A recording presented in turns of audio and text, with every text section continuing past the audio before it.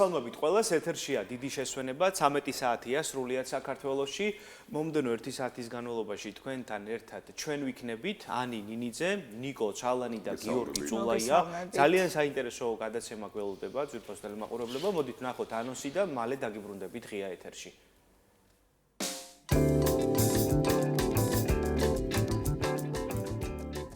დღეს გადაცემაში ნახავთ ტირილი ჩვილებში, რას უნდა მივაქციოთ ყურადღება. გადაცემის სტუმარია პედიატრი თეო ტაბატაძე. პროფესიის შესწავლისა და დასაქმების ინიციატივა ვიხილოთ ქეთა ჩუცლაშვილის პირდაპირი ჩართვა. პიგმენტური ლაქები, გამომწვევი მიზეზები და მათთან ბრძოლა. თემაზე ვრცლად ისაუბრებს კოსმეტოლოგი ნელი როინიშვილი. პლასტიკური ქირურგი ჩვილის ტირილი წარმოადგენს კომუნიკაციის პირველ ფორმას, მეგობრებო, თუმცა ხშირად ხდება მშობლების უწყოთ ჩფოთვის მიზეზი. დღევანდელ ეთერში განვიხილავთ ჩვილის და ჩვილის ტირილის ძირითად მიზეზებს, მოკლედ, ასევე შეფასების კრიტერიუმებს და სხვა ძირითად მნიშვნელოვან საკითხებს თემასთან დაკავშირებით. ქალბატონ თეონა ტაბატაძესთან ერთად დღეს პედიატრი გახლავთ ჩვენი სტუმარი. მოგესალმებით თეონა. არაჩვეულებრივი პედიატრი ქალბატონი თეონა ტაბატაძეა დღეს ჩვენი სტუმარი. ქალბატონ თეონა, მოკლედ დავიწყოთ საუბარი ტირილის ფიზიოლოგიურ საფუძვლებზე და ალბათ პირველი კითხვაც შესაბამისი იქნება, რა როლს ასრულებს ტირილი ჩვილის ნეიროფსიქოლოგიურ განვითარებაში და ზოგადად რა პროცესი არის?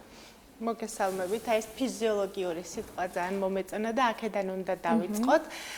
ტირილი არ წარმოადგენს, როგორც უფროსებს წარმოგვიდგენია, ხო? ეს არ არის ნეგატიური პროცესი ჩვილებში, ეს არის აბსოლუტურად ფიზიოლოგიური. ტირილი არის ჩვილების საკომუნიკაციო ენა და ეს არის თითქმის ძალიან მაღალ პროცენტში ყოველთვის ფიზიოლოგიური. ანუ ეს არის განვითარების თავისებურება და არ წარმოადგენს პათოლოგიას. ასაკობრივი ნორმები თუ არსებობს? კი, არსებობს. მაგალითად, ორ თვემდე დაბადებიდან ორ თვემდე ჩვილის საშუალოდ 2-3 საათი ტირის დღის განმავლობაში, ხო? ეს რომ ჯამდება და ნაწილდება, კი ბატონო. მშობელი, რომელიც ელოდებოდა პატარა ლამას ფუმფულ არსებას, შემოვიდა სახში, ხმაური შემოიტანა და ეს მღელვარების საფუძველი ხდება ხოლმე, რა თქმა უნდა. ტირილი არ გაგრძელდება მუდამ, დაახლოებით 8 კვირის, 2 თვის ასაკიდან უკვე ინტენსივობა იკლებს. ძალიან მნიშვნელოვანი კითხვა, როდის არის ყურადსაღები, ხო? ჯერ რატომ ტირის ძირითადი მიზეზები რა არის? მოდი ეს ჩამოვთვალოთ, უცებ რო თვალსაჩინო იყოს. პირველი, რატომაც ტირის ხოლმე შია, ხო? სხვანაირად ვერ მიგვახვედრებს და იწყებს შიმშილის გამო. მეორე, ეს გახლავთ საფენის გამოცვლა, დისკომფორტი, სიცივე, სიცხე ასევე, ხო? გადაღლა. ჩვენ ხო გონია რომ რაღაცა ჩულს რა საქმე აქვს, როგორ შეიძლება გადაიღალოს, მაგრამ მისი ნერვული სისტემა არის მომწიფების პერიოდში და მისთვის ძალიან დიდი სტრესია თუ მაგალითად ხმაურიან გარემოშია, ხალხმრავალ ოჯახშია, ხო? ესეც შეიძლება ხოლმე იმის და მიუხედავად რომ თავსევლებიან და უზრუნველყოფილია, შეიძლება რომ ზუსტად ბევრი ხალხი დედის და მამის გარდა გახდეს გადაღლის საფუძველი და ამიტომაც ტიროდეს ჩვილი და იქ არანაირ პათოლოგიას არ ქონდეს საფუძველი. ხო, ემოციური ესე იგი მიზეზი შეიძლება. ემოციური, კი ბატონო. როდის არის მნიშვნელოვანი და ყურადსაღები, სულ ამას ვეუბნები ხოლმე პაციენტებს. არსებობს ჩულთა კოლიკა, რომელიც მაღალ პროცენტში 3 კვირიდან 3 თვემდე ჩვილებს ეწყებათ, ხო? ეს არის ხოლმე ესეთი ძლიერი მტკივნეული ტირილის ძირითადი მიზეზი. რა დროს არ უნდა შეგვეშინდეს, ხო? იმის და მიუხედავად, რომ არის ესეთი უცებ დაწყებული ტირილი, ძალიან მაღალ ხმაზე ტირის ჩვილი და ფაქტიურად აუტანელია და შეუძლებელია ხოლმე, რომ უფროს მამას გაუძლოს, არ წარმოადგენს არანაირად ეს პათოლოგიას, ხო? მაგრამ ასევე ვაფრთხილებთ მშობლებს, რომ თუ 3 საათს ცდება ჩვილის ტირილი დღის განმავლობაში, ანუ 24 საათიდან რომ ავიღოთ 3 საათი, ხო? ეს უმეტეს ხშირად ხდება ხოლმე საღამოს პერიოდებში. მაგალითად, 8-დან 12-მდე შეიძლება გასტანოს, ხო? 9-დან 12-მდე და ასე შემდეგ. ძირითადად მაინც ღამეს და საღამოს უკავშირდება. თუ ეს ტირილი არის საღამოს, იწყება მოულოდნელად. კვირაში 3 ეპიზოდი მაინც გვაქვს, ხო? და შემდეგ უკვე ისე გაქრება, თითქოს არ წყო ყოფილა ეს ჩულთა კოლიკას უკავშირდება, მაგრამ თუ ტირილი ჭირვეულობა მთელი დღის განმავლობაში გრძელდება, ეს აუცილებლად ცდება ხოლმე უკვე ფიზიოლოგიურ ნორმებს და უმჯობესია, რომ დაუყოვნებლივ გაისინჯოს ბავშვის სპეციალისტის მიერ. აი, ტირილის ფონზე თანხმობები ნიშნები არის საინტერესო, რომელი არის საგანგაშო ნიშანი, რომელიც შეიძლება ტირილის ფონზე ვითარდებოდეს. ძალიან კარგი კითხვაა, წითელ არმებს დროშებს ვეძახით, ხო? რა დროს უნდა აუცილებლად გადაუდებლად მივმართოთ პედიატრს, რადგანაც ჩვილობის პერიოდი ისედაც კრიტიკული პერიოდია, ხო? აუცილებლად უნდა მივენდოთ, ამას ვიტყვი და თქვენს კითხვას უპასუხებ, ხო, რომ არა მოგვიარდეს. აუცილებლად ჩვენ გვაქვს პედიატრიაში ესეთი დაუწერელი კანონი, ხო? დედის ინსტინქტს უნდა მივენდოთ. თუ დედა ფიქრობს, რომ რაღაცა ისე არ არის, ეს არის პირველი მიზეზი, რატომაც დაუყოვნებლივ აუცილებლად უნდა დაუკავშირდეს სპეციალისტს. ხო, დედა ყოველთვის გრძნობს. ინტუიცია, ეს მისტიკური კავშირი დედასა და შვილს შორის. შემდეგ უკვე თუ მთელი დღის განმავლობაში ტირის ჩვილი და არ ჩერდება. თუ ტირილს თან ახლავს ღებინება, დიარეა, მაღალი ტემპერატურა, გამონაყარი, მოდუნება, რომ ისე მთელი დღის განმავლობაში უკვე ფაქტიურად ბავშვი ისეთი მოდუნებულია, რომ საკვებსაც აღარ იღებს, ხო? ეს არის ძირითადი, კრუნჩხვა და ასე შემდეგ, ეს უკვე ისეთი თვალსაჩინოა, რომ ჩვენ ისედაც აღარ გავაჩერებთ ბავშვს სახში და აუცილებლად მივმართავთ დაუყოვნებლივ, ხო? ეს არის ძირითადი ნიშნები, რომ აუცილებლად უნდა მივმართოთ პერიოდს. კიდევ ერთხელ ვიმეორებ, ჩვილობის ასაკი განსაკუთრებით 0-დან 3 თვემდე არის კრიტიკული. თუ რაღაცა არ მოგწონ, მხოლოდ აი ამის გამოც კი მნიშვნელოვანია, რომ დავეკონტაქტოს სპეციალისტს. თეონა ექიმო, ერთი მნიშვნელოვანი პასაჟი მინდა ვახსენოთ ჩვილებთან მიმართებაში, ხშირად მსმენია ტირილის დროს სუნთქვის შეკავება, რა დროსაც მშობლები შეშინებულები არიან, ეგრეთ წოდებული ჩაბჟირება, გადაბჟირება. ასე დროს ამდენად საშიშია, თქვათ, მსგავსი ფაქტი და როგორ უნდა მოიქცეს მშობელი, საინტერესოა. ჩაბჟირების დროს, გადაბჟირების დროს ხანდახან არის ხოლმე ნიკაპის კანკალი, ტუჩის ირგვლივ, ტრანზიტორული, ანუ გარდამავალი სილურჯე, ხო?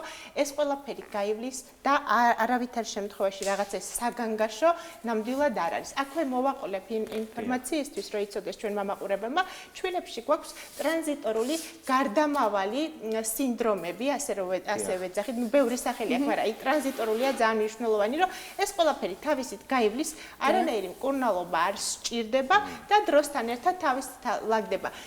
ერთ-ერთი არის გახლავთ ეს, მეორეა რომ სუნთქვის გახშირება, ხო?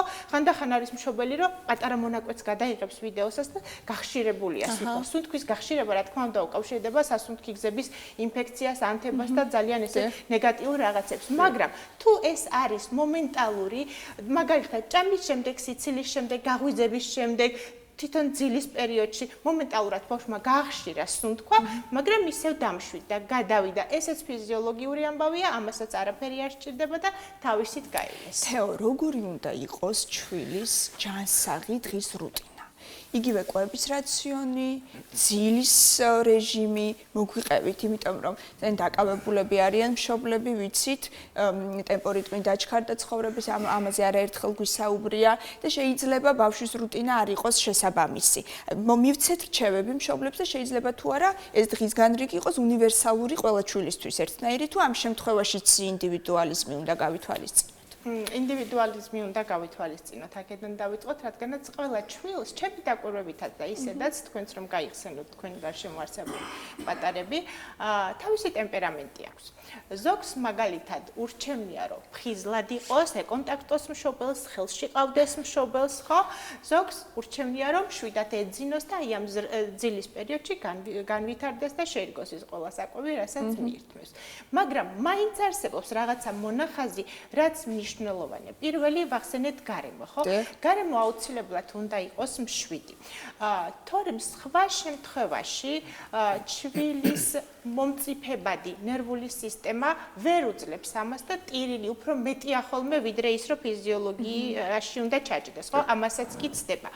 მეორე განათებას აქვს ძალიან დიდი მნიშვნელობა, ხო?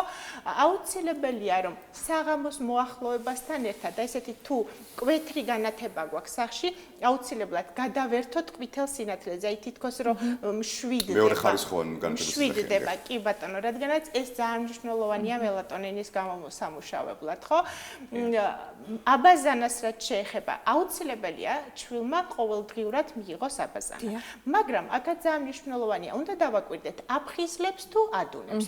თუ აფხიზლებს, იმ შემთხვევაში უნდა გადავწიოთ დღის პირველ ნახევარში. ხოლო თუ ადუნებს და ძილისთვის ამზადებს, მაშინ დღის მეორე ნახევარში. აქაც ტემპერატურა გასათვალისწინებელია ალბათ, ხომ არსებობს რამე კონკრეტული? ტემპერატურა თვითონ არ უნდა აღემატებოდეს 5 მაქსიმუმ 7 წუთს აბაზანის მიღების პროცესი და დაახლოებით 37 გრადუსამდე უნდა იყოს, 37 ნახევარი, ხო? რაც შეეხება თვითონ რუტინა ცუდად ესმით ხოლმე და რაღაცა წესებთან თითქოს დაკავშირებული. არა, ეს არის მშვიდი ცხოვრების რიტმი, რომელიც შვილს უნდა შეუქმნათ, თუ გვინდა რომ შეგვარგოს მისი ჩვილობის თეო, ასეთი მოსაზრება არსებობს, არ ვიცი რამდენად რელევანტურია, რომ თუ კი ჩვილს ცალკე ზინავს თავის ოთახში, უფრო ხანგრძლივია მისი ძილი და უფრო მშვიდია, ვიდრე იმ შემთხვევაში თუ მშობლებთან ერთად არის. განსაკუთრებით მაშინ, როცა მშობლებს უყვართ ხოლმე ესე შვაში ჩაიწვენენ ხოლმე, ძალიან სენსიტიური მომენტია ალბათ მათთვის, თუმცა რა დისკომფორტი შეიძლება შეექმნას ამით ჩვილს? ან შუაში ჩაწვენის დროს არსებობს საფრთხეები. თვითონ ჩვილის დისკომფორტი ნაკლებად, იმიტომ რომ პირველი რაც არის, ეს არის სუნით ორიენტირება, ხო? მშობლების დედასაც და მამასაც ცნობს სუნით. ამიტომ მისი სიმშვიდის გარანტი არის, როდესაც განსაკუთრებით დედა არის ახლოს, ხო? აქედან გამომდინარე ის, რომ მას ეძინოს სხვა ოთახში, არ წარმოადგენს რაიმე ესეთ როგორ გითხრათ, სასურველ ამბავს, ხო? პირიქით 3-6 თვემდე სასურველია, რომ იყოს ახლოს მშობელთან ერთად, რადგანაც დობა სამყაროსადმი ზუსტად ჩნდება აი აქედან, ხო? 0-დან განსაკუთრებით წლამდე და მით უმეტეს 6 თვემდე.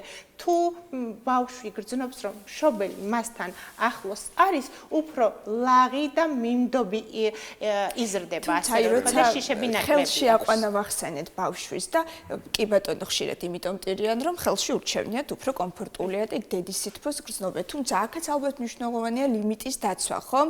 არ გავაზარმაცოთ და არ იფიქროს, რომ მისი ტირილით ყოველთვის შეძლებს იმის მიღწევას, რაც უნდა, ხომ?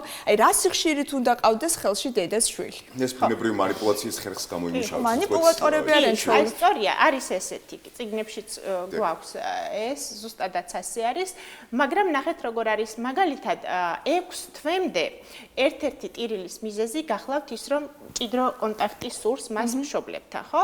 არავითარ შემთხვევაში არ გათამამდება პირიქით, რაც უფრო მეტად ავიყვან და დავამშვიდებთ, განსაკუთრებით კოლიკის პერიოდში, ხო? რამოდენიმე ფაქტორია, რომელიც უწამლოდ შეგვიძლია, რომ დავამშვიდოთ. ეს არის ხელში აყვანა, მოფერება, თეთრი ხმაური. კოლიკა იგივე გაზებს რომ გახით მარტივენაზე. კუჭ-ნაწლავის მოუმწიფებლობა, ასე რომ ვთქვათ, რომელიც თავისით გადადის უბრალოდ იმ კონკრეტულ მომენტში მნიშვნელოვანია, რომ დავეხმაროთ და შეუმსუბუქოთ ის ძლიერი ტკივილი.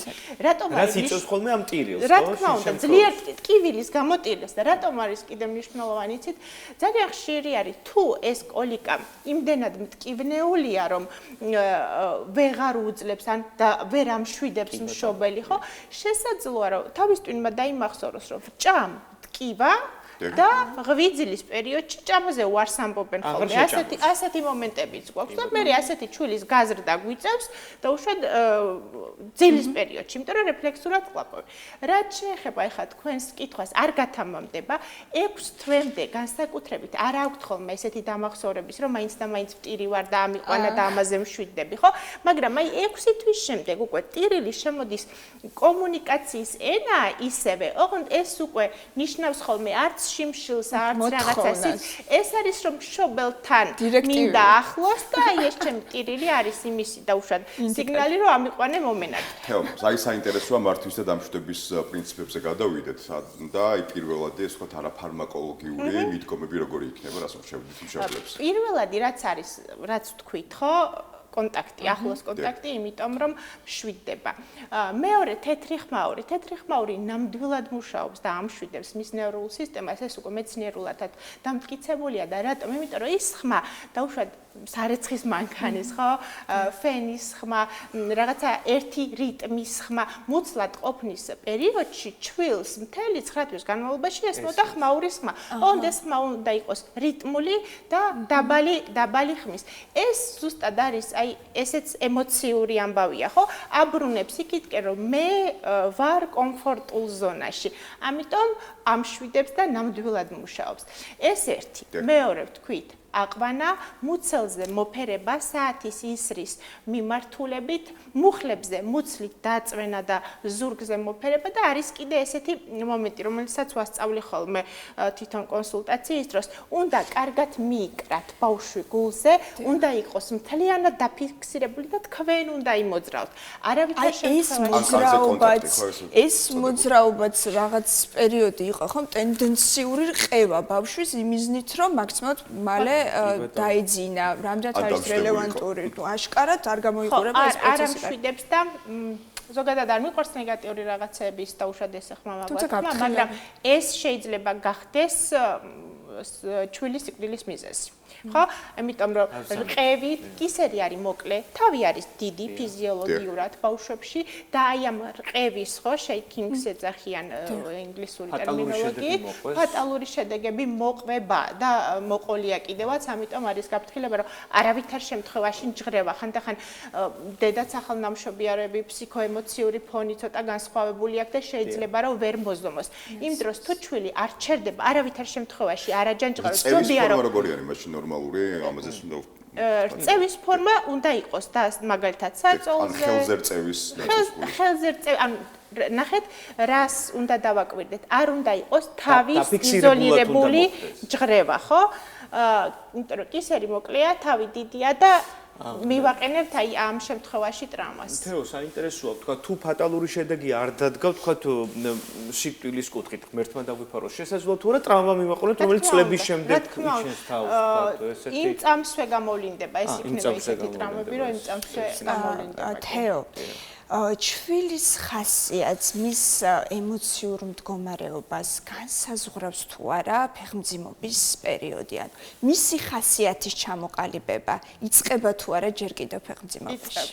კი, რა თქმა უნდა იწყება და ხშირად მშობლებიც ამბობენ ხოლმე, რომ რამოდენიმე ორსულობა ვისაც ქონია, მაგალითად მუცელშიც ცელქი იყო და ეხლაც ასეთია, მაგრამ თან ამავე დროს ურთავენ, რომ ცოტა სტრესული ორსულობა მქონდა. ამიტომ თუ გვინდა რომ ჩვენი შვილი მშვიდი იყოს, შეგვარგოს ის ჩვილობის პერიოდი, ორსულობაშივე უნდა დავიწყოთ აი ამ რუტინის დაცვა, რომელიც ვახსენეთ და ეს აუცილებლად გამოყვება. მესმის. თეო, ვიცით რომ ტექნოლოგიები უფრო და უფრო ვითარდება, უკვე დედებისთვის ძალიან ბევრი ხელშემწყობი მოწყობილობა არსებობს, იგივე სარწეველა, რომელიც პროფესიონალური რიტმით არწევს. მოდით ამ ყველაფერზე ვისაუბროთ, თანამედროვე ტექნოლოგიები როგორ აადვილებს დედობას. და რომელ იგივე ამ ტექნოლოგიას გავუწევდით რეკომენდაციას. ეს კარგი რაღაცაა სხვათა. ხო, სარწეველა. აი, სარწეველა შესანიშნავია, იმიტომ რომ დედასაც ხო უნდა კონდეს ჩასუნთქვის პერიოდი. ეს არ ნიშნავს იმას, რომ დედა ცუდი დედაა თუ რაღაცა დაუშვათ ახალ ტექნოლოგიას გამოიყენებს პირიქით. ანუ მივესალმებით, რადგანაც რომ გაგრძელდეს ზუძუთი კვება, განსაკუთრებით 6 თვემდე ექსკლუზიურად, სამი ფაქტორია: ერთი დედის დასვენებული მდგომარეობა, გამოძინებული დედა, ასე რომ ვთქვათ, მეორე არის ნაკლები სტრესი და მესამეა ხშირი ზუძუთი დაცლა. ანუ არ კვება საერთოდ არ უკავშირდება, როგორც მოიაზრებენ ხოლმე. აქედან გამომდინარე, რაც უფრო მეტი საშუალება ექნება დედას იმისთვის შერჩეული, რომ მის საკუთარი თავისთვისაც დარჩეს მეტი დრო მოსასვენებლად, ეს არის უფრო მშვიდი და ჯანსაღი ბავშვი. რაც შეეხება კვებას საინტერესო ამ ნაწილშიც განმარტოთ.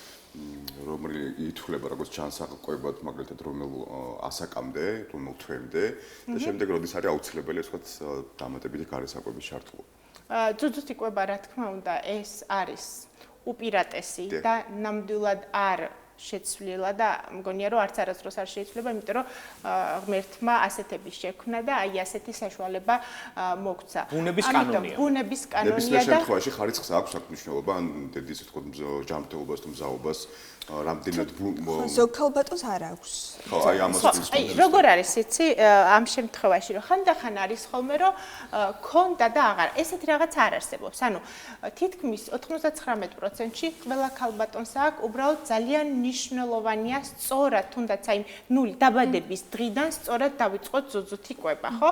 თუ ხანდახან არის ხოლმე ტრანზიტორული მომენტები, მაგალითად მესამე, მეშვიდე დღეს შეიძლება რომ შემცირდეს ხსენი, როდესაც რძეში გადადის და მაგ დროს ცოტა ზედმეტად ტირიან ხოლმე ბავშვები და ამ დროს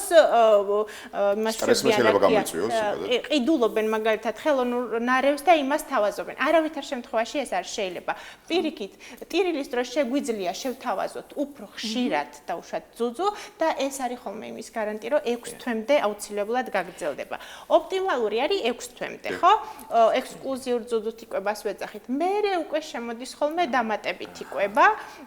აი აქ უკვე ინდივიდუალურია მაგალითად რომელ ბავშვს რა ურჩევნია. ბოსტნეულით დავიწყოთ თუ ფაფით დიდი არის უკვე ბევრი ფორმულა არსებობს. ისევ манипуляციას რომ დავუბრუნდეთ, ძალიან უყვართ ძუძუს რძე ბავშვებს და ესე იგი 6 თვე არის ოპტიმალური, თუმცა ხშირად ხდება რომ 1 წელი და ზოგჯერ 2 წელიც ბავშვი იკვებება ძუძუთი, იმიტომ რომ ითხოვს და манипуლირებს და დედას სხვა გზა არ რჩება. აი რაოდენ დიდი მნიშვნელობა აქვს დედის ემოციურ მდგრადობას რაღაც მომენტში და რადიკალიზმს, რომ კი მიყვარხარ და კი მინდა რომ შენ იყო კარგად, მაგრამ ასე ჯობია, ხო? იმიტომ რომ ქალბატონების ჯანმრთელობასაც უნდა გავუფრთხილდეთ, ალბათ რაღაც მომენტში უკვე ქალიც კარგავს იმ მნიშვნელოვან ნივთიერებებს და ვიტამინებს, რომელიც არის თავის სხეულში. ძალიან მნიშვნელოვანი კითხვაა, ქალს არასოდეს არ უნდა დაავიწყდეს საკუთარი თავი. და ჩვილის ვიზიტის დროს პაციენტს ყოველთვის დედას ვეკითხები, ქონდა თუ არა ანემია და როგორი იყო მისი ჰემოგლობინის მდგომარეობა ორსულობის დროს, ხო? თუ დაბალი იყო, აუცილებლად უნდა გაგრძელდეს მკურნალობა, განსაკუთრებით ძუძუთი კვების დროს. ხანდახან ასეთ ბავშვებს მაგალითად ეხლა მოწოდებულია თუ ექსკლუზიურად ძუძუთი კვებაზეა ბავშვი 4-დან 6 თვემდე, აი როგორც D ვიტამინს საპროფილაქტიკოდ ვიღებთ, ისე ნიშნავთ ხოლმე რკინის პრეპარატს, ხო? და განსაკუთრებით თუ 2 წლამდე მაგალითად ძუძუთი კვება გრძელდება, შეიძლება რომ გააგრძელოს. ეს არის დედის არჩევანი მაგალითად, ხო? მე ვფიქრობ, რომ თუ არ სიამოვნებს ქალს, არავითარ შემთხვევაში არ გააგრძელებს. პირიქით, ანუ სასიამოვნო პროცესია, უბრალოდ რაღაც აქაც ზომიერება უნდა დავიცვათ, რომ მიჯაჭულობისკენ არ წავიდეს ბავშვი და ისე არ მოხდეს, რომ მხოლოდ ძუძუ კონდეს საკვებად და ამ დროს ეს არის მნიშვნელოვანი, რომ დამატებითი კვება შემოვიტანოთ დროულად. ხანდახან გონიათ ხოლმე, რომ აი არ მოეწონა, არ გასერჩუნდა და 14, 15, 20 ჯერ უნდა გავასინჯოთ, რომ გემოს რეცეპტორები მიეჩვიოს. თუ მაგალითად მაინც დაუშვათ არ ისურვა და წლამდე ისე არ მხოლოდ ძუძუთი იკვებება ჩვილი, მაშინ აუცილებლად უნდა გადავამოწმოთ ხოლმე ის მნიშვნელოვანი ნუტრიენტები დედასთანაც და ბავშვთანაც. ალბათ სწორის სეპარაცია არის, არა? აი როგორ უნდა გადავიყვანოთ სწორად ისე, რომ ეს არ იყოს ტრამვა, როგორც ბავშვისთვის, ასევე დედისთვის და თან ბუნებრივ კვებას თავისი სპეციფიკა აქვს. დედამ არ უნდა მიიღოს ყველა საკვები, თორე შესაძლოა ელემენტარულად ინტოქსიკაცია მოხდეს. ხშირად მსმენია, რომ აი მარწყვი მიირთვა ან ღორის ხორცი და უმალ თქვა ბავშვზე იმოქმედა ამ ყველაფერმა. ხო ეს ცალკე პასუხისმგებლობაა მშობლის, რომელიც გადაწყვეტს ორი სხვადასხვა კითხვაა, მაგრამ მნიშვნელოვანი და ვეცდები რომ ძალიან სწრაფად ვუპასუხო.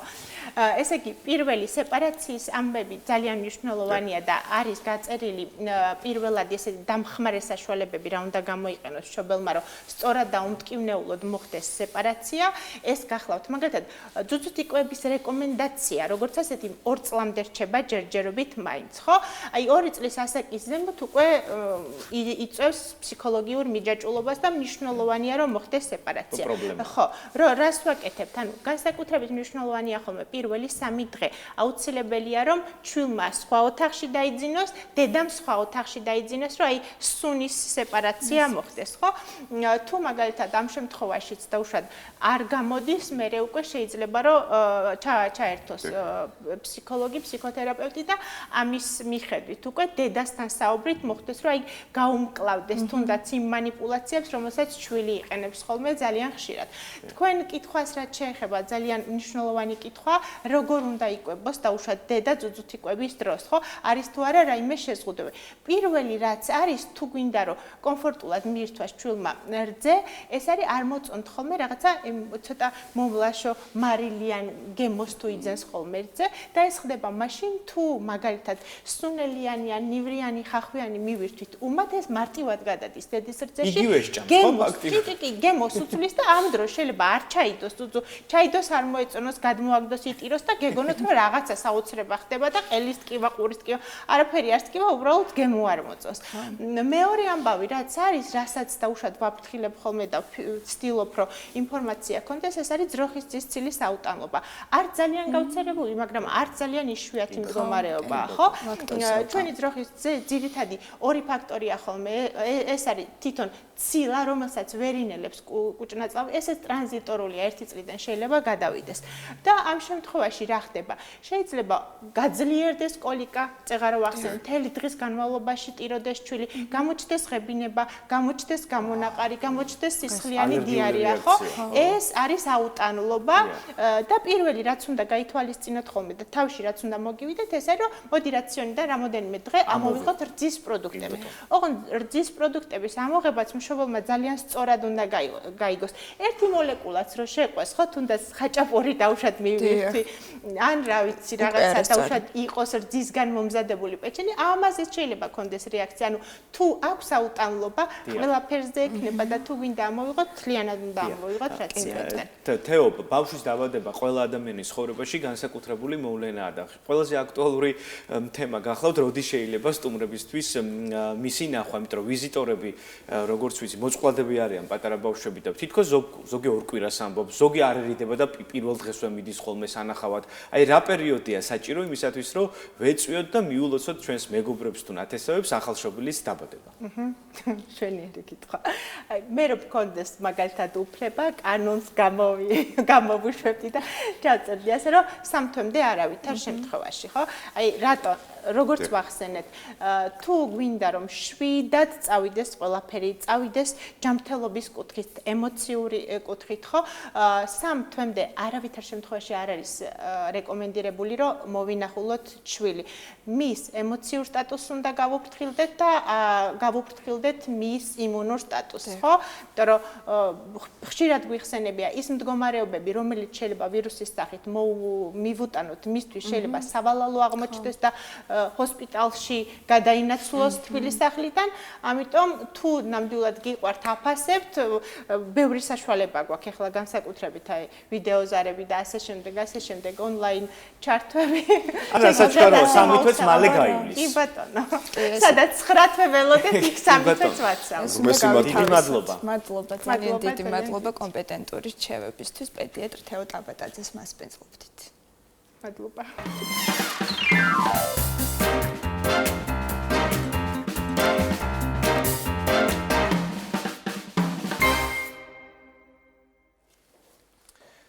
განვაგრძობთ გადაცემას, არ დაგავიწყდეთ ჩვენი გვერდის გამოწერა Instagram-ზე, Facebook-ზე, ყოველ კომენტარს ვკითხულობთ და მუდმივად ვართ თქვენთან ინტერაქციაში. ჩვენი გადაცემა ხშირად ეთმობა სოციალურ თემებს, ერთ-ერთი სოციალური თემა, სწორედ დღეს გვაქვს ღია ეთერში, ეს გახლავთ პროფესია, რომელიც მარტივად შეგიძლიათ უფასოდ აითვისოთ, დაეუფლოთ ხელოვნებას და ამაში ელემენტარული საფასურიც კი არ გადაიხადოთ. დასაქმების პერსპექტივით. ჩვენს ქალაქში კეთილი სამარიტანელებიც არსებობენ, მეგობრებო. ქეთა ჩუთლაშვილი ჩაგვირთვება ღია ეთერში, ქეთა მოგესალმებით და გისმენთ.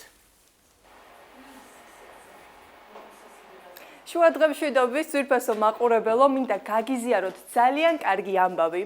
ვისაც აქამდე არ ქონდა საშუალება, რომ ესწავლა ან ემუშავა საყვარელ პროფესიაში, მინდა გითხრათ, რომ ოცნებები ხდება. ბათუმში არსებობს ადამიანი, რომელმაც გადაწყვიტა, რომ სრულიად უსასყიდლოდ შეასწავლოს სტილისტის ხელობა ბათუმში მცხოვრებ ადამიანებს და ქალბატონებს, ასე რომ მინდა ახლა გაგაცნოთ ჩემი რესპონდენტი სოფო დუმბაძე, რომელიც უფრო დეტალურად მოგვიყვება თავისი ინიციატივის შესახებ. შუადღემშვიდობის სოფო, როგორ ხარ? მადლობა, კარგად. მადლობა. ძალიან გთხოვ გაგვიზიარო შენი ინიციატივის შესახებ. საიდან წამოვიდა იდეა? ნახეთ, გამომდინარე იქედან, რომ დღესდღეობით ვიცით რა მდგომარეობაა. მე მქონდა რაღაც პერიოდი და იქედან გამომდინარე დიდი ხანი მომიწია ბრძოლა, რომ რაღაც ჩემთვის გამეკეთებინა შესაბამისად. ვისაც არ აქვს საშუალება და ეს არის ძალიან ხშირად, ფინანსური საშუალება, ოჯახური მდგომარეობის გამო და რაღაც მიზეზების გამო ვერ შეძლო თავის დროზე ეს სწავლა, განვითარებულიყო, მოეკიდა საკუთარი საქმიანობისთვის ხელი. მე მივცემ საშუალებას, რომ დღეს ის მოვიდეს ჩემთან, ოღონდ რაც მთავარია, არ შერცხვეს იმის აღიარების, რომ მას არ შეუძლია გადაიხადოს და მან მითხრას, რომ მე მზად ვარ, რომ ვისწავლო. ეს უნდა მოდიოდეს გულიდან, ეს არ არის ის საქმე და არ არის ის სფერო, რომელსაც მხოლოდ ისწავლი, არა, ეს თუ შინაგანად არ გაქვს ადამიანს, ვერ ისწავლი. ეს არის ფაქტიურად ადამიანთან გაქვს ხატავ, ჩათვალე რომ ხატავ ადამიანს, ეს ხელოვნებაა. იგივე ხელოვნება, როგორც მხატვარი თავის ფუნჯს ფლობს, ისე უნდა ფლობდე მაგრადეს.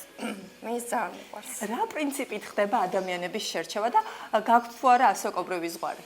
ასაკობრივი ზღვარი, რა თქმა უნდა არის ასაკობრივი ზღვარი, გარკვეული ასაკიდან ხა ბავშვებს ეს არ აინტერესებს და ვერც დავაინტერესებ. სურვილი სამებრაა, ვის როგორ, ვის ეს არის სურვილი. ეს შენი სურვილი უნდა იყოს, რომ მოგწონს ეს საქმე და გინდა გააკეთო. რა უნარებს უნდა ფლობდეს ადამიანი, რომ იყოს კარგი სტილისტი? ხედვა უნდა გქონდეს.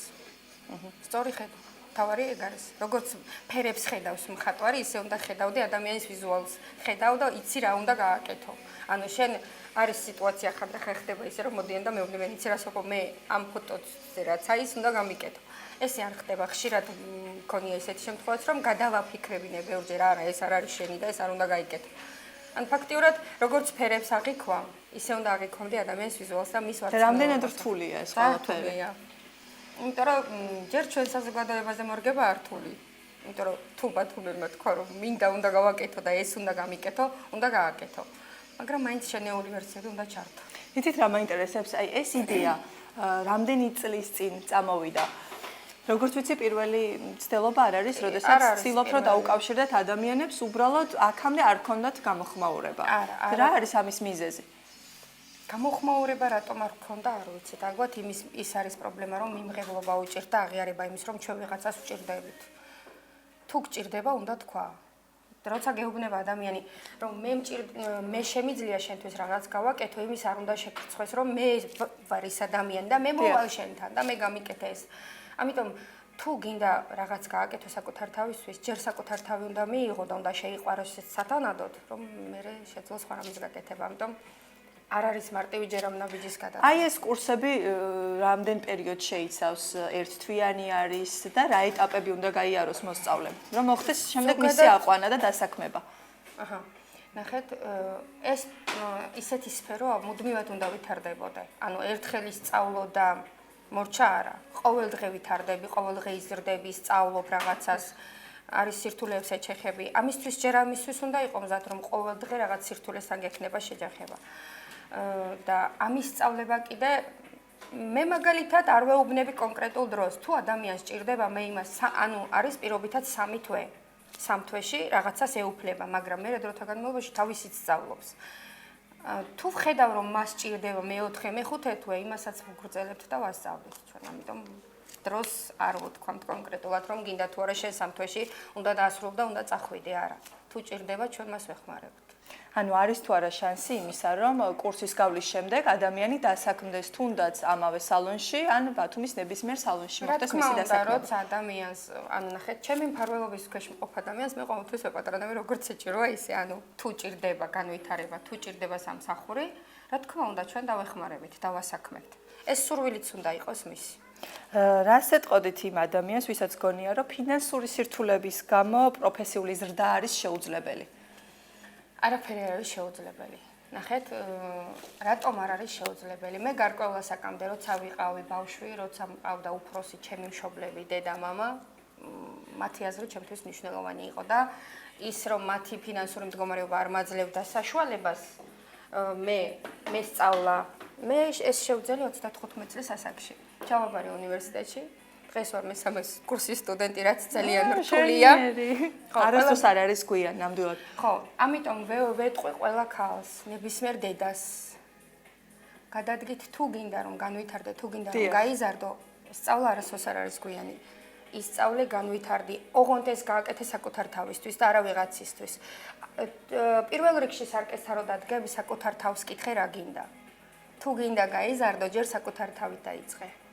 ალბათ ძალიან საინტერესოა სამუშაო პროცესიც, არა?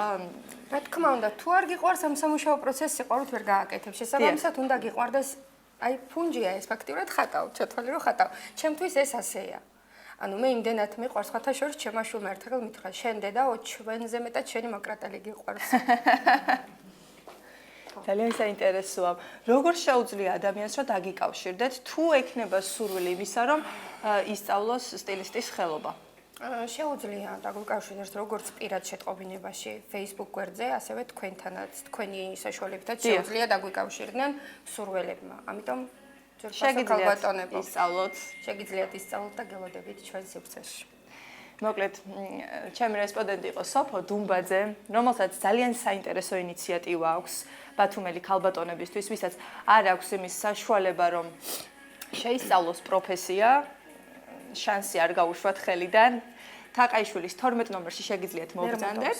ლერმონტოვის უკაცრავად, ლერმონტოვის 12 ნომერში შეგიძლიათ მობრძანდეთ ან დაუკავშირდეთ Facebook გვერდზე სოფო დუმბაძეს ან დიდი შესვენების გვერდზე მოგწერეთ აუცილებლად, რადგან როგორც უკვე სოფო მითხრა, ერიდება ზოგიერთ ქალბატონს იმის თქმა, რომ არ აქვს საშუალება და უნდა სწავლა. კი ბატონო. მოკლედ, ამით დაგემშვიდობებით. მომავალ შეხვედრამდე ბედნიერ და პოზიტიურ დღეს გისურვებთ ყველას. დიდი მადლობა ქეთას. მადლობა ქეთას არაჩვეულებრივი ინიციატივა, მადლობა სოფოს ამ ინიციატივისთვის. ეს არის სოციალური აქტივობა, რომელიც კიდევ ერთხელ გავიმეოროთ, ითვალისწინებს ოსტატობის დასწავლას და შემდგომ დასაქმების პერსპექტივას არსებობს, უფასოდ ეს ყველაფერი უფასოდ. გადავიდეთ შემდეგ თემაზე. კანი არის ჩვენი ჯანმრთელობის სარკე, როგორც ფიზიოლოგიური, ასევე მენტალური. და როცა ჩვენს კანზე ჩნდება პიგმენტური ლაქები, ეს ძალიან ბევრი რამის ინდიკატორი შეიძლება იყოს. ჩვენ მაშინ ვიწყებთ მის დაფარვას, იმიტომ რომ გვაწუხებს, გარკვეული კომპლექსები გვიჩნდება და არ ვიძიებთ მიზეზს, რა არის ამის გამომწვევი. რეალურად ჯანსაღი პროცესი მკურნალობის სწორედ ამ საფეხურიდან იწყება, უნდა მივმართოთ პროფესიონალს, გავიგოთ რა არის კატალიზატორი პრობლემის და შემდგომ ბუნებრივია პრობლემა აღმოიფხვრება. წარმოადგინოთ ჩვენი სტუმარი, ნელი როინიშვილი, კოსმეტოლოგი. ქალბატონო ნელი, ძალიან აქტუალური თემა, მარადიული თემა, როგორც ქალბატონებში, ისე მამაკაცებში. რა წარმოქმნის, რა შეიძლება იყოს მიზეზი პიგმენტური ლაქების და რა სახის პიგმენტური ლაქები არსებობს, მოგვიყევით. პიგმენტური ლაქები წარმოიქმნება აი დასხივებით, მზეზე ყოფნით, როცა მელანინი არ მიეწოდება. დიახ, ამის შემდეგ არ ხდება მისი შევსება კანზე და ამის შედეგად ჩნდება ლაქები. ლაქების დაფარვა არ შეიძლება. უნდა ვიმკურნალოთ შესაბამისი პრეპარატებით. მიზეზები ბევრი შეიძლება იყოს. აი მაგალითად თირკმლის, ღვიძლის, ასეთი დაავადების, ინფექციის, აკნეს, გამონაყარის ეს ნაწიბურები, კუჭნაწლავისაც ხო, როგორც ვიცი. რა თქმა უნდა, კუჭნაწლავისაც და ამიტომ ხდება მათი გამოკვლევა, საიდან გამომდინარეობს ეს დაავადება და ამის შედეგად ხდება სახეზე ლაქების წარმოქმნა. კიდევ არის ასაკობრივი არის, ჩნდება სახეზე, მკერდზე, ხელებზე, ფეხებზე. ეს უკვე ასაკის ჰორმონალური და დრასაკს გულისხმობთ, რომელიც აქედან არის ეს ჩვეულებრივი, ანუ ნაწილი. და ასაკობრივი ხდება, აი ახლა ცოტა 50-ის ზემოთ არის კიდე ორსულობის პერიოდში. ორსულობის შემდეგ კიდე რჩება სახეზე ლაქები. ამიტომ ხდება მათი მკურნალობა შესაბამისი პრეპარატებით. არის ისეთი პრეპარატები, რომელიც ახლა აკრძალულია.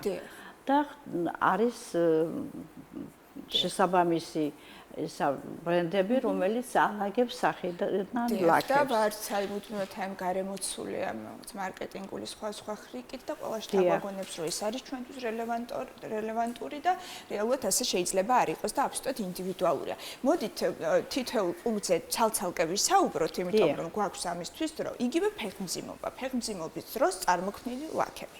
ჩვენ ახლა საუბრობდით შემდგომ კი ლაქტაციის პერიოდზე ჩვენს გასულ სტუმართან და დედას კვების რაციონიც კი შეზღუდული აქვს ასეთ შემთხვევაში, არათუ სახეზე დაიტანოს რაღაცა კონკრეტული ნივთიერებები. ასეთ შემთხვევაში როგორი უნდა იყოს რელევანტური მკურნალობა? დაუმთავრდება ფეხმძიმობის პერიოდი, ამის შემდეგ შეიძლება რომ იმ მკურნალოს სახეზე არის C ვიტამინი, რომელიც აღიავებს ლაქას, მაგრამ ის მაინც შინაგანად მაინც მოდის. ამიტომ საჭირო ავიღოთ ანალიზების გამომდინარე, საიდან მომდინარეობს ეს ლაქები. და ხდება კიდე აი გამონაყარი დაზიანებული კანის დამწრობის, აი მაგალითად ბზეზე ყოფნის დროს ულტრაისფერი სხივების, როდესაც ძალიან ხდება სახეზე ისეთი დოზით, შეიძლება დაუწვას კანი და გახდეს ლაქები. C ვიტამინი შეიძლება ყველასთვის იყოს რეკომენდებული ქალბატონო ნელი, იმიტომ ხშირად უწევენ რეკლამირებას კონკრეტულად ამ ვიტამინს, რომ აი ეს არის არაჩვეულებრივი გამაღიავებელი, მაგრამ ალბათ უკუჩვენებაც გააჩნია, ხომ? ვისთვის არის რელევანტური და ვისთვის არა? მაგი ყოველთვის არ შეიძლება მაგის ხმარება, მაგას პერიოდი აქვს. კვირაში 2-3-ჯერ უნდა წაისვას და იმის შემდეგ ნაზად უნდა აი მოვლის მას გეუბნებით ახლა გეტყვით ნაზად უნდა ჩამოიბანოს სახე გასუფთავდეს იმის შემდეგ დამატენიანებელი რომელიც სახეს მოუხდება და არ გააღიზიანებს სახის კანს. ძალიან ბევრი შემთხვევები მქონია, აი მაგალითად აკნეს შემთხვევაში, როდესაც მკურნალობის შემდეგ ხდება წითელი ნაწიბურები, წითელი დამწრობაც არის ისეთი, რომ დამწრობითაც მოდიან და რჩება დამწრობის ლაქები. ამას დრო სჭირდება, რომ გაიწოვოს მალამოები კიდე სჭირდება ისეთი. თუმცა ჩვენ რომ გვაქვს 20 დღის შედეგი ქალბატონი ნელის და მოდით მაყურებელსაც ვანახოთ. აი ესე გამოიყურება 20 დღის შედეგი. ეს არის აკნე. ეს არის დამწვარი კანი და აკნეს. დიახ, ეს არის ახლა ერთი იმას გაგიმხელთ, რომ ამ პაციენტისთვის მე წამიყვანე საბერძნეთში და იქ 12 დღეში აულაგე მაგ ჩანს სახე 12 დღის შედეგია. ანუ საქართველოსდან საბერძნეთში დიახ, იმიტომ რომ იყო ჩემთან ერთხელ მოსული, მიიღო შედეგი. დიახ. დაუმშვიდდა კანი. და იყო რეციდივი. სწორი მკურნალობის შედეგად დამწვარი ქონდა, კანს მგრძნობელობა დაკარგული ქონდა და ერთი დღით მოიყვანეს მივეცი მალამოლთა და მის შემდეგ დაუმშვიდდა სახე და ოქროს ხელები და ქონია. შემდგომ ისევ ქონდა რეციდივი, ესე იგი გამოდის, ხო? როგორც კი შეწყვიტა მკურნალობა. მეორედ მომიწია კიდე წასვლა, იმიტომ რომ სახეს მგრძნობელობა დაკარგული ქონდა. შიგნით ესე იგი სახე მოვიყვანე მგრძნობელობაში და მე კიდე ის ნაწიბურები, ღრმულები ისინი მაგ ჩანს. ეს უარ ცდებოდა უკვე კოსმეტოლოგიის ფარგლებსაც. კი, ნამდვილად, იგი მას კოსმეტოლოგი ვერ უშველიდა, იმიტომ რომ აქ ხდება მედიცინის ხაზით მუშაობა. დიახ. ასეთი ისინი და შედეგი დადგა. დადგა შედეგი. შედეგი დადგა, მგრძნობელობა მოუვიდა სახის კანში, აი ესე რომ ისვევდა ხელს, ახლა ვერძნული არ ვიცოდი და კითხულობდი რამე ხო არ ტკივა ხარ, რამე ხო არ აწუხებს და დედა რო ეკითხებოდა, ეუბნებოდა რომ ეხლა ვიგრძენი კანი. ხო, მანამდე გრძნობელობა. ეს იყო საინტერესო, აი რომელი შეცდომები აუარესებს პიგმენტაციას ყველაზე ხშირად, როგორც ყოველდღიური მოვლის პროცესში, ასევე კოსმეტოლოგიური ნაწილის დროს, როდესაც ქალბატონები სხვადასხვა კოსმეტიკას მოიხმარება. აი რა შეცდომები არის ყველაზე გავრცელებული? არის ისეთი შეცდომები რა არის, ზოგს არ უხდება და აქვს ალერგიული ფონი, ზოგს ეწვება და ზოგი ძალიან ბევრს ისმევს, რომ ის ლაკა მალე გადავიდეს, მაგრამ მალე არ გადავა, იმიტომ რომ ის იწვის იმ დროს კანი, მას ძალიან ფაქიზად უნდა მოქცევა და მოთმინება, დრო ჭირდება. თუ დაუშვათ ლაკა გადიდდა 2-3 თვის თვე დასჭირდა ლაკას და არ ალაგდა, იმ შემთხვევაში უნდა მიაკითხოს ექიმს. რომ დაუდგინდეს საიდან გამომდინარეობს ეს ლაქა.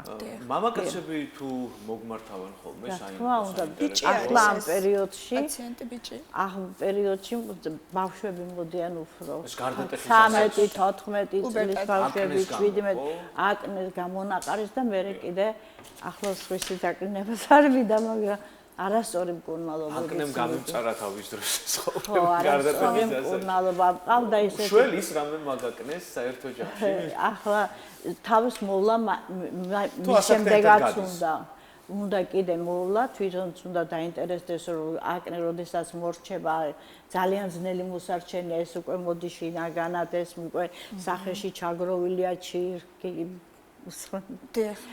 ესე გამონაყარი, აქ გამაგრებული ისინი სახეში ფსიქოლოგიური პრობლემებიც ჩნდება, ახალგაზრდები არიან, უნდათ მოეწონოთ თავიანთ თანატოლებს. მაშინვე იფარავენ, მივხვდი, მაშინვე ვიფარავთ, როგორც კი ნაკლოვანებას ხართ, იმიტომ რომ ეს კომპლექსებს აჩენს. ამ დროს უნდა იმკურნალოს, საიდან გამომდინარეობს ეგი.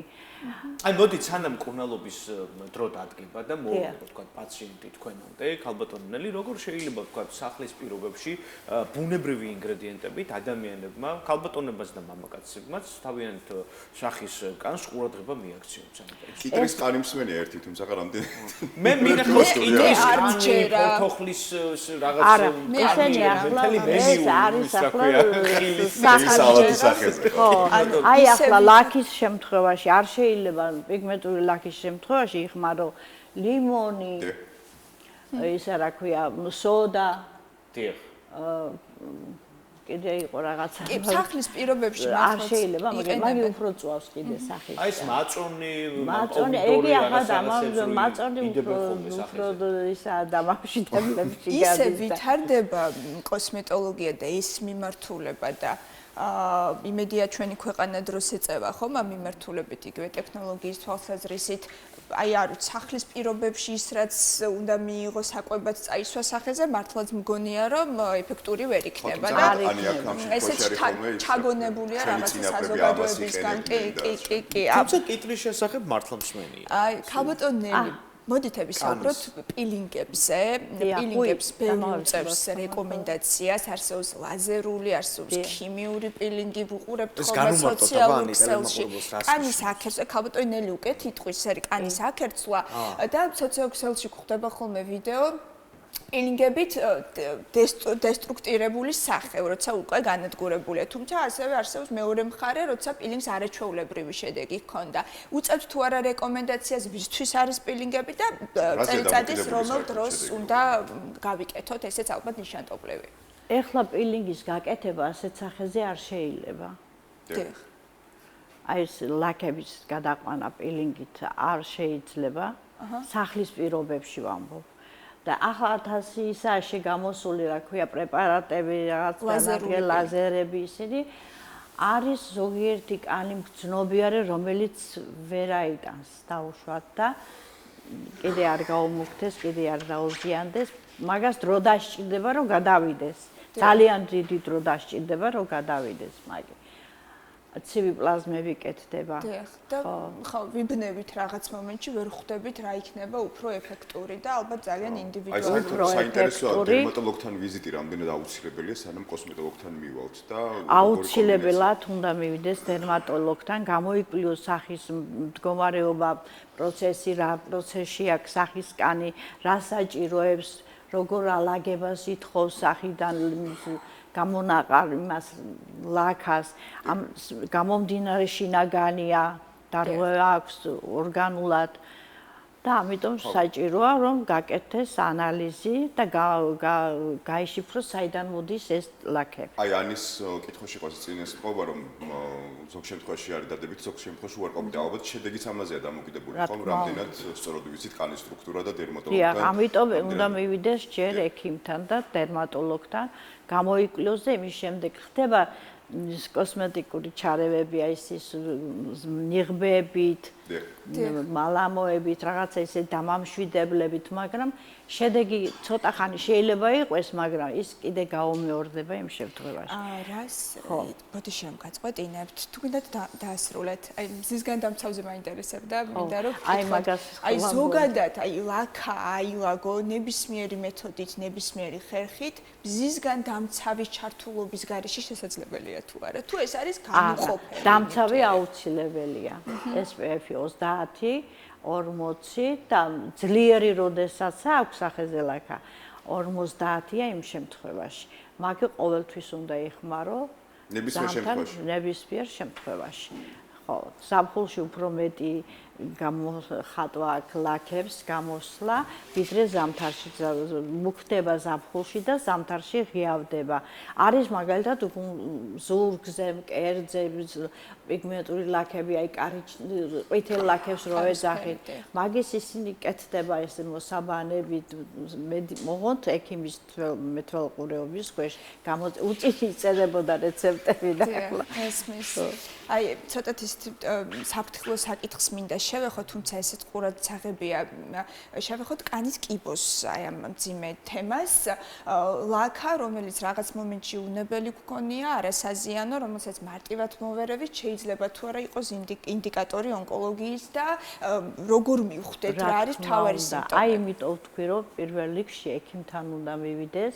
დერმატოლოგთან გამოკვლევები აუცილებელია, აქედან გამომდინარე გამოჩნდება აი მაგალითად, როდესაც სიმსივნე აქვს და დადიან ზღვაზე და ღებულობენ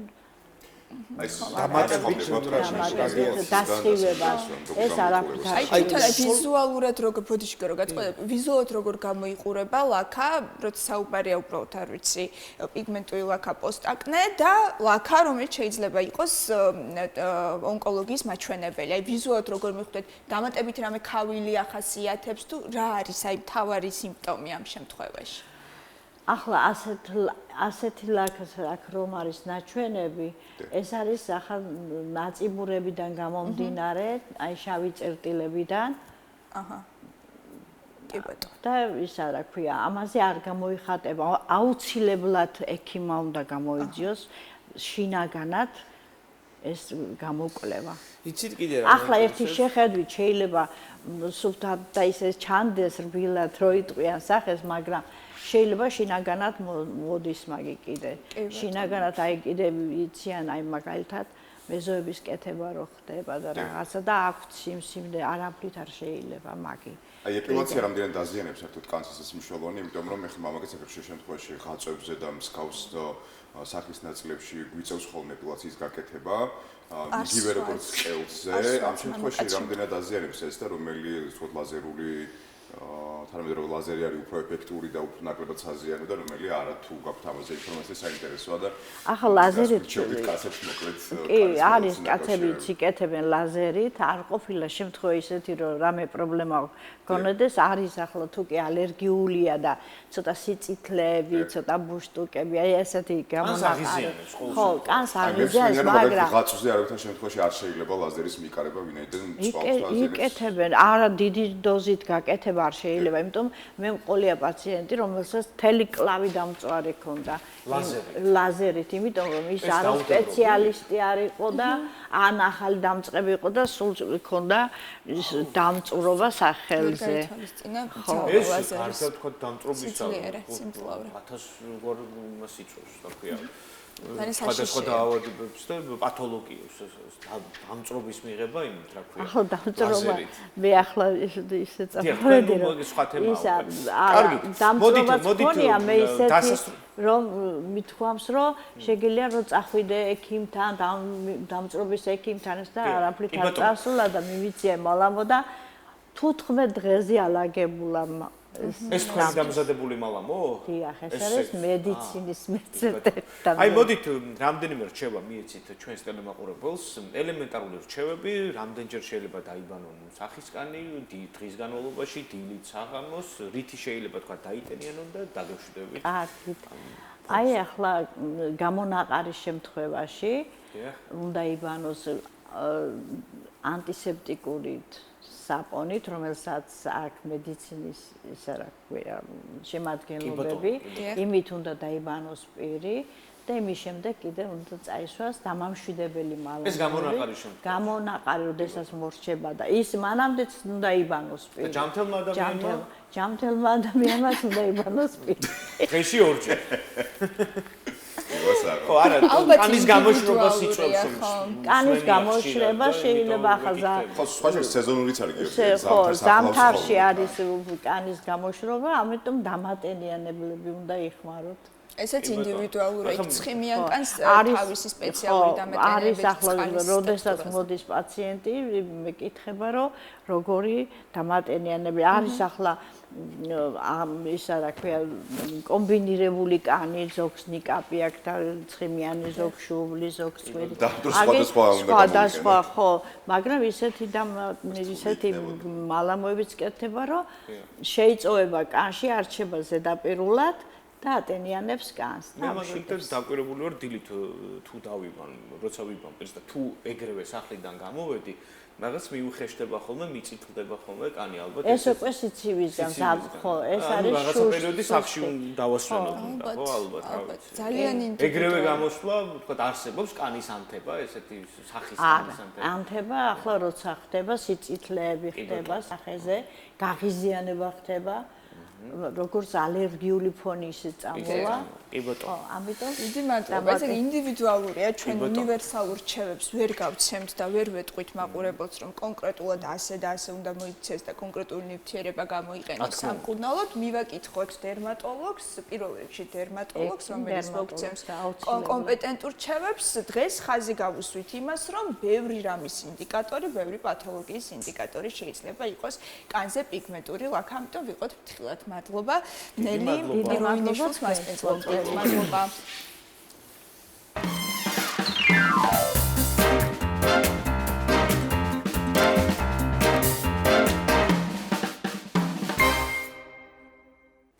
ჩვენს ეთერში ესე იგი ყველაზე გემრიელი ეპიზოდის დრო დგება, ტრადიციულად რუბრიკა აჯებსადელში გველოდება ძალიან საინტერესო და უგემრიელესი კერძი დარწმუნებული ვარ, სანამ წავიდოთ ესე იგი ჩართვაზე ჩვენი ჟურნალისტი ნონა მგზავრიძე ვთხოვე, რომ ებრაული ჩახშუკა მოემზადებინა, მაინტერესებს თუ გაითვალისწინა, ან სხვა რა გემრიელ ნუგბარს შემოგთავაზებს ამჯერად ჩვენი ნონა თავის სტუმართან ერთად. გაგვაცანი ვინ არის დღეს შენი სტუმარი ნონა?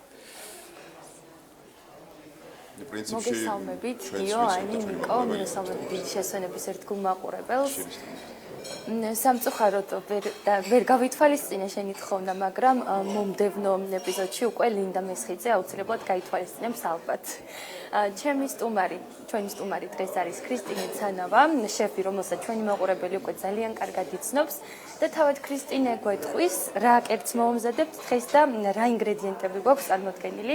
ქრისტინე, მადლობა კიდევ ერთხელ, რომ დაგვითმეთ დრო და მოდი ვუთხრათ ჩვენ მაყურებელს, რას მოუმზადებთ დღეს. გამარჯობათ, მოგესალმებით. დღეს გვექნება ცოტა რთული, ცოტა მარტივი. იქიდან გამომდინარე, რომ მაინც ახალი წლები არც თუ ისე დიდი ხნის გასულია. რაც მოგვეპოვება ოჯახში, იმიდან ავაწყოთ ოჯახური სახლური ვერსიები. ამ შემთხვევაში მე უკვე პიურე მაქვს ბაზაზე მოყვანილი მხოლოდ მარილით, რძით და კარაქით, რა თქმა უნდა. იქიდან გამომდინარე, რადგან ხორცი მაქვს გაკეთებული ღვინის соуში და ჭირდება მას ღვინის соуსი, აქედან გამომდინარე აღარ გავამძაფრე პიურე და ავაწყობთ. მაგრამ რადგან უკვე აწყობილი გვაქვს და სამზარეულოში ჩვენ ვერ შევდივართ, ისე ხდება. მორჩენილი საკვებიდან კიდე რას დავამატებ თუ არა და ხორცის სალათას მარტივად ოჯახში როგორც კეთდება. და ამავე დროულად გამოვაცხებ პატარა ხმიადი პურები, რომელიც კეთდება ქინძისა და ტალხუნისაგან, რომელიც არის ძალიან გემრიელი და უხდება ხორცს. სამწუხაროდ ცხობის პროცესი არ კეთდება, მაგრამ აუცილებლად შევიჭყიდებით შიდა სამზარეულოში და ამ ამბავსაც გავაკეთებ. დავიწყოთ აწყობა და შემდეგ დავიწყოთ უკვე მეორე კერძის გაკეთება. არ ვიცი რომ მე რამდენად გამომიორო და გეხმარო რაღაცებში. მაგრამ გითხარი, მოდი როგორ გაატარე ახალი წლის დღეები. ახალი წლის დღეები სხვათა შორის თქვა სიმართლე? კი. რა თქვა უნდა სიმართლე მხოლოდ სამზარეულოში. ასეთ ვიცოდი. 12 საათს უკვე მე სამზარეულოში ვიყავ 12 საათზე არ გამოვსულა იქიდან. ახალი წელს შეხვდა ყველა ჩემთაგანი. მე სამწუხაროდ ვერ შეხვდი, თუმცა მე გავერთე. მე მეკუთვნოდა. რაც მთავარია მე შეძელი. ხო, მე უკვე მეკუთვნოდა ნამდვილად. მაგრამ 12 საათს ესე იგი პირველი იანვრის ხაჭაპურებს ვაცხოვდი. მაგრამ შენთვის ხომ სასიამოვნოა ეს პროცესი, იმდენად გიყვარს შენი საქმე? ნამდვილად. აი, ყველაზე მეტად მიყვარს ეს პროცესი. კუხნაში რო ფუსფუსებ. ნებისმიერ დროს. კი, ნების. რაც არ უნდა ხდებოდეს. გამშვიდებს სამზარეულოს ყოფნა. კი. ან გაქვს ეს, ან არ გაქვს. ამას ვერც ვერავინ წაგართმევს და ვერც ვერავინ მოგცემს. მოკლედ, ჩვენ გადავიტანეთ, უბრალოდ გადაიტანე პიურე თეფშზე. ეს მომზადებული ხორცის მასა. სოუსი, კი. სოუსი, რა სოუსია, რო გავუმეორეთ მაყურებელს? ხორცის სოუსია, რომელიც მზადდება, ამას ვერ ვიტყვი. კაი, საიდუმლო დავტოვოთ და მაშინ როდის ვიტყვით, როცა შემოვიჭყიტებით სამზარეულოში, იმიტომ რომ მოგვიწევს დანახვა. კრისტინას იმდენად უნდა რომ ბაჩვენოთ უშუალოდ შიდა სამზარეულო კი. და იმდენად არ მოსწონს დიდად ეს ყველაფერი, აი აქ რო ყველაფერი დალაგებულია თავის ადგილას, წინასწარ გათვლილია რას ადიდოს, რომ არ გვეუბნება საიდუმლო რეცეპტებს და იმას, რაც მართლა ხდება სამზარეულოში, რაც უფრო მნიშვნელოვანია და რასაც უნდა ხედავდეთ რეალურად თითოეული ჩვენგანი. მაგასაც აუცილებლად გავაკეთებთ, ან ლინდა მესხიძე გააკეთებს შენთან ერთად. მე დავიწყებ ახლა და ჩვენ სამზარეულოში. მეორე კერძის აწყობას. ეს კერძი უკვე მზად არის? მზად არის და ამიტომ რადგან ეს სწრაფად მოსახერხებელია და მარტივად გავაკეთეთ, მოდით მორჩენილი პროდუქტით გავაკეთოთ კიდე რა? ხორცის სალათა გავაკეთოთ. ხორცი ხო აუცილებელია ადამიანის ორგანიზმის ცილის წყაროსთან ერთად ქალებისთვის არის საუკეთესო, იქიდან გამომდინარე სახის კანს ალამაზებს და ახალგაზრდებს. ოღონდ გააჩნია როგორ ვამზადებთ. კარგი. ჯანსაღად. ამ წესით მომზადებული კერძი ალბათ ძალიან სასარგებლო იქნება. ნამდვილად. მე უკვე დაჭრილი მაქვს ეს, მაგრამ მაინც დავაკუცმაცებ. დავაკუცმაცებთ ხორცის ნაჭერს, მეგობრებო, რომელიც უკვე მოხარშულ მდგომარეობაში აქვს. რა თქმა უნდა. გადაგვაქვს აი ამ თასში ჭრით კამას, ხო? კი, უკვე კამას. გონი გამოვიცანის. ამ რაოდენობით ვუმატებთ, ავუხსნათ თან მაყურებელს მიუხედავად იმისა, რომ ხედავს ხო, აი ვამატებ კიტრს სახლური მეთოდით და არა რესტორნის მეთოდით. სახლში რაც მოგვეპოვება, აი ესე მარტივად, რაც მოგრჩება ხოლმე, როგორც გაგიხარდებათ და გესიამოვნებათ. რა თქმა უნდა. თან აი ხორცი ისეთი ინგრედიენტია, რომ ძალიან ბევრი სხვა ინგრედიენტი შეიძლება შეუსაბამო და ხო, რა თქმა უნდა, ყველაზე მარტივად შეგიძლია რომ ყველაფერში მოათავსო, იმიტომ რომ ხორცი არ არის პრეტენზიული, აი მაგის თქმა უნდა და არის საკვებები, კერძები, რომელიც შეიძლება პრეტენზიული იყოს, მაგრამ ხორცი ყოველ შემთხვევაში აბალანსებს ყველაფერს. ჩემი გადაცემის ხელმძღვანელი ამბობს, რომ კერძი წამომიღება და რამდენად შესაძლებელია ნახოთ, ხალბატონო თამარ. უпростоრად კარგი იქნება თუ მობრძანდებიან. აი, გაიგეთ? კარგი იქნება თუ მობრძანდებით და ადგილზევე დააგემოვნებთ, იმიტომ რომ ქრისტინას ნამდვილად აი საოცარი ჯადოსნური ხელები აქვს და მისი მომზადებული კერძები იდეალურია დამერწმუნეთ. აი, შავე კიტრსაც, ცოცხალი კიტრი ხო ჩავაჭერი? ეს განსაკუთრებული არომატი იქნება. ხო, იმიტომ რომ ეს განსაკუთრებულ გემოს მიცემს სალატში. ცოცხალ კიტრთან ერთად კიტრის მწნილიც შეუძლია. სიფერადესთან ერთად მიყვარს აი ცოტა. აუ, რა კარგი სურნელი ტრიალებს, აი რაღაც ახალი გემოების თითქოს. ძალიან საინტერესო კერძია. ეს კერძი შენ თვითონ მოიფიქრე? არა. ხორცის სალათა არის ძალიან ბედნიერი. ყველას აქვს თავისებული ვერსია, მაგრამ სახლური ვერსია, რესტორნის ვერსია კიდე სხვა და აი სახლური ვერსია კიდე სხვა, იმიტომ რომ მარტივად რასაც მოგვეპოვება დიასახლის, ანუ ჩემთვის შეფებს მარტივად გააკეთებენ. საინტერესო ამ ახალი წლის დღეების მერე ძირითადად რომელ კერძებს უკვეთავენ ხოლმე მომხმარებლები და რას მიირთმევენ რესტორანში? სახლისგან განსხვავებით, იმიტომ რომ პახმელიაზე არიან მამაკაცები, წვნიანი უნდა. ხო, პახმელია რუსულს თქვა. აჯიკა, ჩემებული ვერსია, ჩემი გაკეთებული მწვანე აჯიკა. ძალიან უხდება. კარგი სურნელი აქვს ძალიან. და მე ხორცის სალათაში არასოდეს ვშვები მაიონეზს და ამიტომ არაჟანი. არ გვინდა მაიონეზი, იმიტომ რომ ჯანსაღია. არ არის ჯანსაღი, ხო? არა, ეს ამ წუთას შეწონილი. და ეს კერძი იმდენად საოცარი ერთი სული მაქვს როდის მომზადებ თუ როდის გავალთ ეთერიდან მოიკრებე დავაგებოვნო აბა რას უმატებთ სუნელს სუნელებს უმატებ შავ პილპილს სვანურ მარილს ცოტას იმიტომ რომ დიასახლისებს თითქმის ყველას მოეპოვება ოჯახში ძალიან ჯანსაღი კერძია აი მართლაც სასარგებლო იქნება ბავშვებისთვისაც იდეალურია თუ მიირთმევენ ცილის პირველი გაჯერებული ხო სერვირებისთვის ამ შემთხვევაში სერვირება კარგად არ გამოგვივათ, როცა არ გვაქვს მაგდენ და ამიტომ არა უშავს. ამიტომ გლეხურად ხური მეთოდით ვამზადებთ. ამიტომ გლეხურად როგორც მოესურვებათ ჩვენს ლამას დიასახლისებს და შეპებს. სურნელი აქვს. აი ეს საოცრად გამოიყურება, როგორც ხვდები დასრულდა ხო? კერძის მომზადება. ქრისტინამ შემოგთავაზა საოცარი კერძი, რომელიც არის ნამდვილად ძალიან სასარგებლო.